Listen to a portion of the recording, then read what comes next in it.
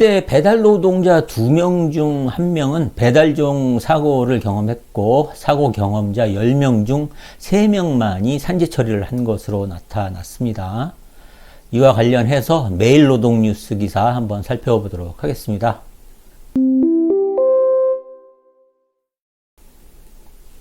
부산 노동권익센터가 이달 초 10대 배달 노동자 52명을 대상으로 설문조사를 한 결과를 22일 밝혔습니다.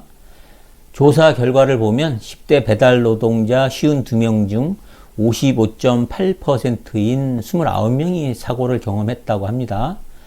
사고를 당해도 산재로 처리한 10대 청소년은 27.6%인 8명에 그쳤다고 합니다.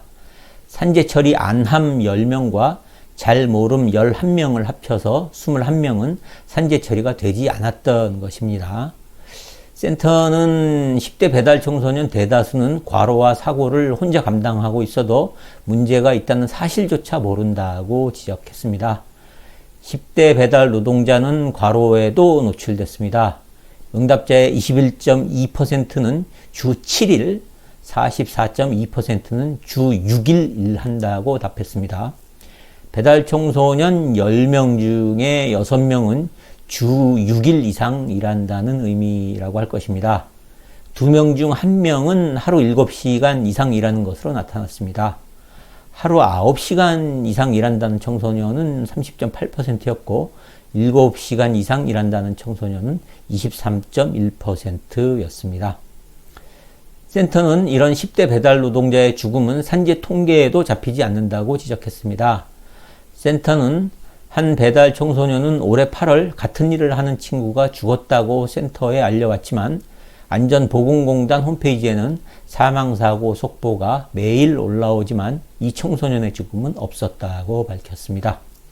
센터는 10대 배달 청소년은 사업주가 법을 지키지 않고 본인 스스로 법과 제도를 몰라 사고가 나도 산재보험 사각지대에 놓여 있다고 하면서 사고가 나도 심지어 죽어도 산재 통계에 잡히지 않고 있는 현실에서 고용노동부의 관리감독과 대책이 절실하다고 강조했습니다.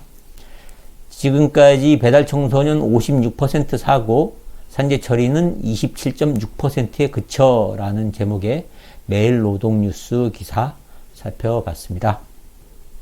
하루에도 산재로 다치거나 죽는 사고가 끊임없이 일어나고 있습니다. 그런데 이러한 산재 사고 중에서도 통계에 잡히지 않는 산재 사고가 꽤나 많은데요.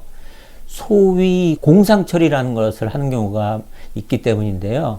회사에서 산재 신청을 하지 않는 대신에 치료비를 비롯해서 쉬는 동안 휴업급여를 대신 지급해 주겠다고 하면서 공상합의를 하는 경우가 있습니다. 이런 공상합의는 실제로 근로자가 산재 사고로 받게 될 금액에 훨씬 못 미치는 경우가 많은데요. 재근로자는 계속해서 회사에 근무하기 위해서 어쩔 수 없이 공상합의를 하는 경우들이 꽤 있습니다. 그런데 심지어는 이런 공상합의조차 하지 않고 산재 처리 절차에 대해서 잘 알지 못해서 치료비도 본인 부담으로 하는 경우들도 있는데 바로 기사에서 나오는 것처럼 이런 사실을 잘 알지 못하는 청소년 배달 아르바이트생들 같은 경우입니다.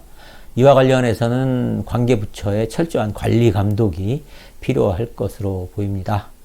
이상 오늘의 산재 뉴스 시간 마치도록 하겠습니다. 감사합니다.